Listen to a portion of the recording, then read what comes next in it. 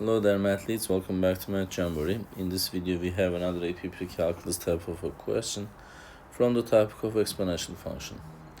Let's solve it together. The exponential function of f(x) equals a times b to the power of x, where a and b are positive constants, is defined. The table shows values of f of x at selected values of x. Which of the following statements is true? X is 0, 1, 2, 3, 4, so x values are increasing. Y values are 3, 9, 27, 81, and 243. The y values are also increasing, so this must be a growth function. So the answer is not A or C. Based on this data, actually, you can also have a guess about the value of B, because A is greater than 0 in both choices.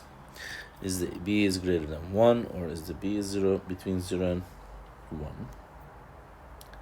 1? At this point you can guess, but I would like to show you the algebraic solution for it. So f0 is a times b to the power of 0, which is 3.